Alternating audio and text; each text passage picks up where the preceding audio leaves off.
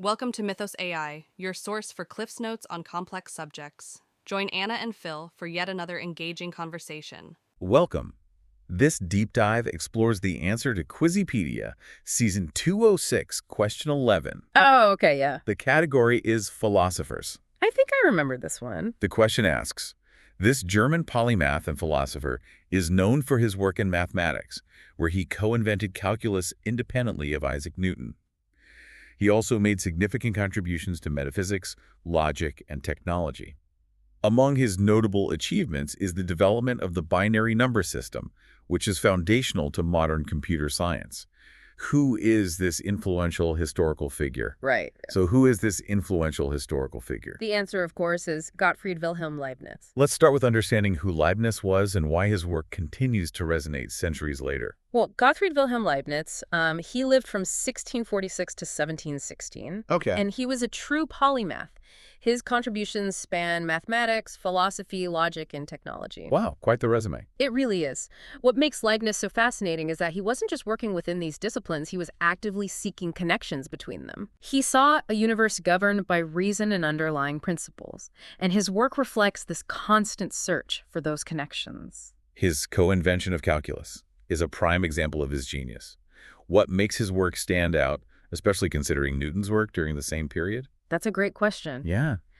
Leibniz's approach to calculus, while developed independently of Newton, arrived at the same revolutionary system of understanding change and motion that we use today, Right. in everything from physics to economics. What distinguishes Leibniz's work is his focus on elegant notation, the symbols he used to represent mathematical concepts. Okay. His notation, like the integral sign, Right. and the derivative notation, dxd, proved to be incredibly effective and is still widely used today. Yeah. This highlights a crucial aspect of Leibniz's thinking. He sought not just to understand, but to represent knowledge in a clear, precise, and almost, I'd say, universally applicable way. His contributions extend far beyond calculus.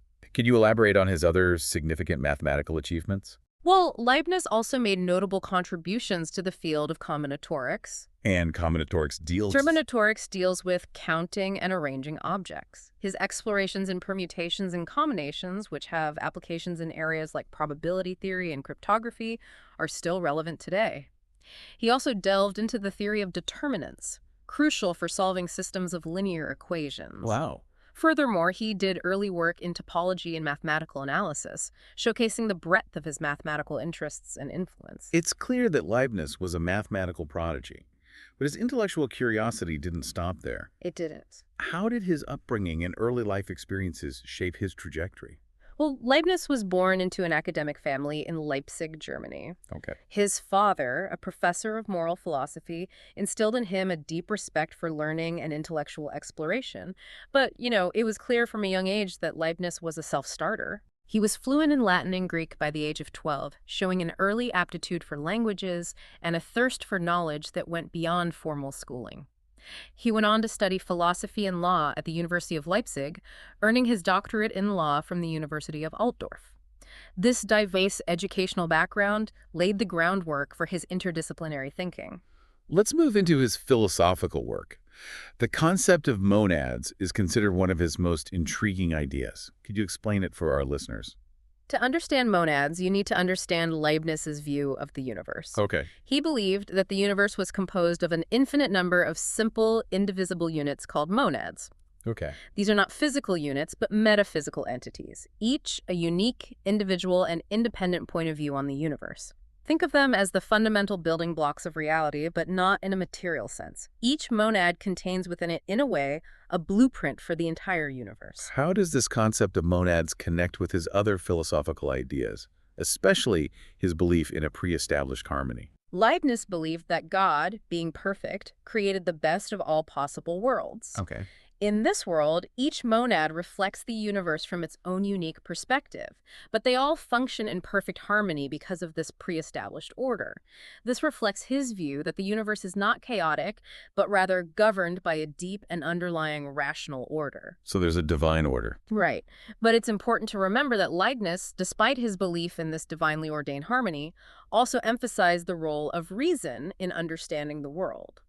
So While he believed in a divinely created universe, he also placed immense value on our ability to understand and navigate that universe through reason. Precisely. And this is where his concept of the principle of sufficient reason comes into play. Okay. This principle states that nothing happens without a reason, that there is a reason for everything that exists and for why it exists in the way it does.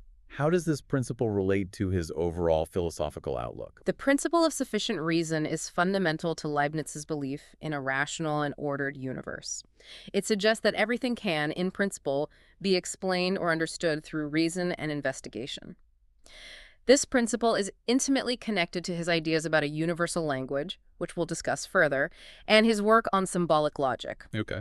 He believed that by developing a rigorous system of symbols and logic, we could better understand the fundamental principles governing thought and reality itself. It seems like there's a clear connection between his mathematical mind seeking order and his philosophical ideas about a universe governed by reason. Absolutely. You see this connection throughout his work. Yeah. Take, for example, his fascination with creating a universal language, Okay. which he called Characteristica Universalis. Characteristica Universalis. Leibniz envisioned a symbolic language capable of expressing all human thought with absolute precision and clarity. Wow. It was an incredibly ambitious undertaking, rooted in his belief that complex ideas could be broken down into their simplest components and represented symbolically, much like mathematical equations. So he was essentially trying to create a system that could represent the fundamental building blocks of thought itself. Did he believe this was truly achievable, this idea of a universal language? He did. Leibniz believed that such a language could revolutionize human understanding, Okay. allowing us to resolve disputes, advance knowledge, and even prevent errors in reasoning. While his vision might appear utopian, especially considering the limitations of his time, it reflects his deep faith in the power of reason and symbolic representation to unlock the secrets of the universe. It's fascinating how his ideas seem to prefigure later developments in fields like computer science and linguistics. Precisely. While Leibniz obviously couldn't have envisioned modern computers, his work in symbolic logic, a system where symbols represent logical relationships, laid the groundwork for later advancements in those very fields. It's like he created the conditions for their emergence.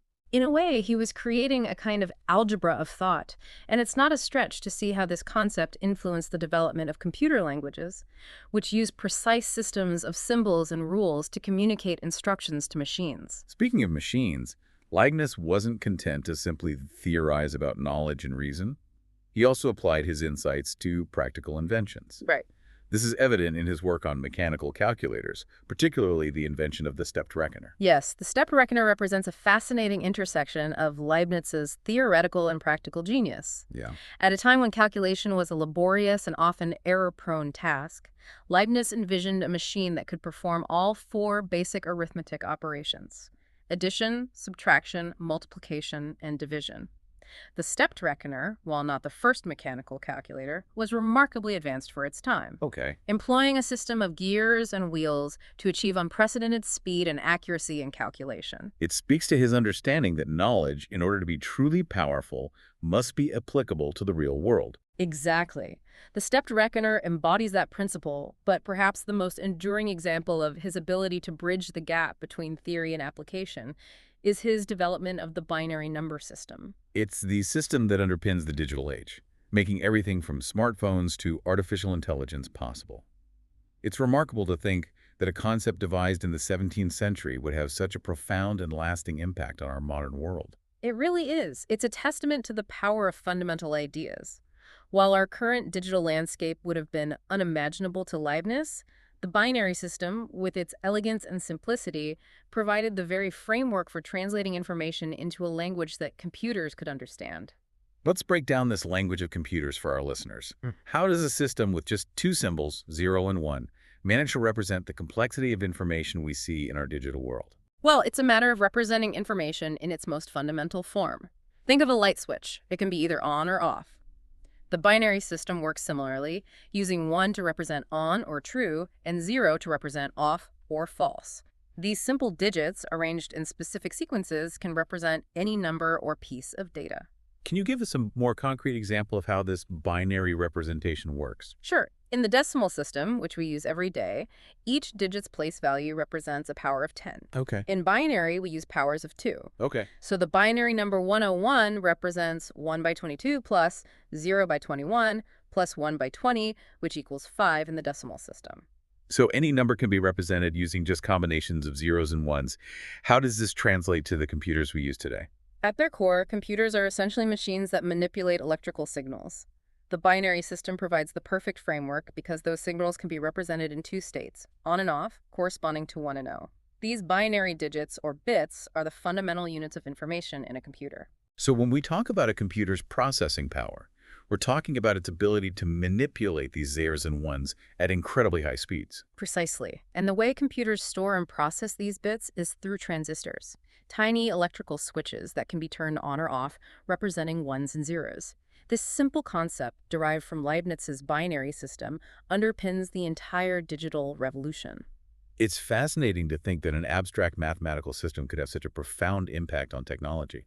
But for Leibniz, the binary system represented more than just a mathematical tool. He saw it as a reflection of deeper truths about the nature of the universe. You're right. Remember his interest in the I Ching, the ancient Chinese text? Yeah. Leibniz saw parallels between the I Ching's use of broken and unbroken lines, representing yin and yang, and his binary system. Interesting. He was fascinated by the idea that all complexity could be represented through the interplay of two fundamental states, reflecting a fundamental duality he believed existed in the universe itself. So for Leibniz, the binary system wasn't just a mathematical tool, but a philosophical concept, a reflection of the underlying order and duality he saw in the cosmos. Precisely.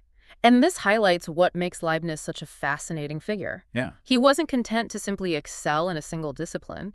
He thought connections, drawing on ancient philosophy, mathematics, logic, and his own observations to create a remarkably cohesive and influential body of work. As we move into the final part of our deep dive into the life and legacy of Gottfried Wilhelm Leibniz, it's important to consider how his work, centuries after his death, continues to shape our understanding of the universe and ourselves. Leibniz's work feels incredibly relevant today, especially considering the complex challenges we face in the 21st century. Absolutely. Yeah. His interdisciplinary approach, his belief in the interconnectedness of all things, and his emphasis on reason and ethical responsibility offer valuable insights for navigating our modern world. Let's consider climate change, for example.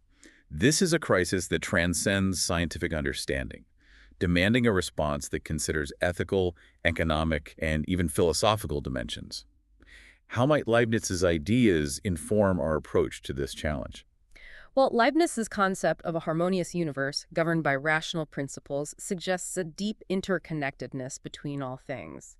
This resonates strongly with the modern ecological understanding of interdependence within the natural world. So viewing climate change through a Leibnizian lens would mean seeing it not just as an environmental problem, but as a symptom of a broken relationship with the natural world itself. Precisely.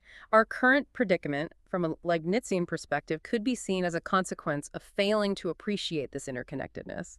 It represents a kind of intellectual arrogance, an assumption that we can manipulate the natural world without facing consequences. This connects back to his emphasis on reason and the need for deep understanding before action.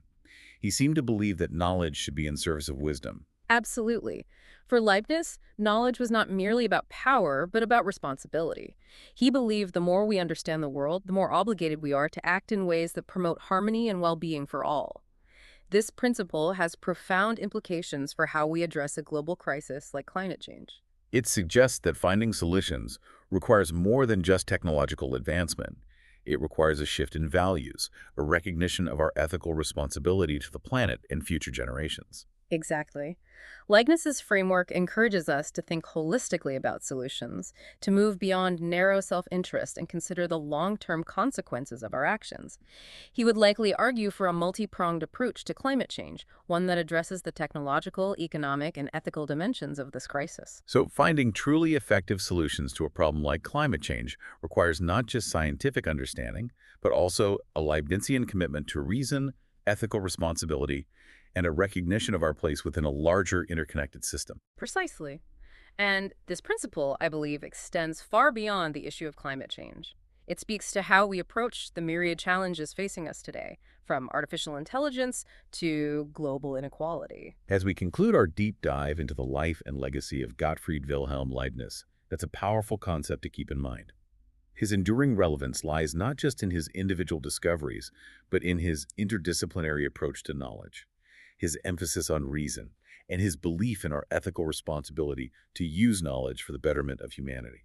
He reminds us that knowledge should be more than just a tool for power. It should be a force for good, guiding us toward a future where human ingenuity and understanding are used to create a more just, harmonious, and sustainable world. And on that note, we'll leave you with a final thought inspired by Leibniz's own insatiable curiosity. What connections are we overlooking in our own time? What possibilities might we discover if we approach challenges with a Leibnizian spirit of inquiry, seeking a deeper understanding of ourselves and the universe we inhabit? Those are questions worth pondering.